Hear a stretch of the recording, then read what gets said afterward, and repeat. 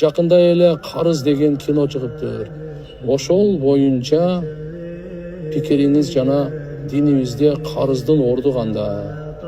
Уктум, ага чейин деле маалыматым бар эле, чыкканга чейин деле. Ошол жазган режиссерлор, сценарийлерди түзүп келген балдар мага башынан аяғына чейин айтып берген. Действительно жашоодон алынган экен. Бирок машалла мындай коомчулукка, ошо элибизге бир пайда болсун деп аябай бир тарбия алуу ушундай бир сабактары бар экен.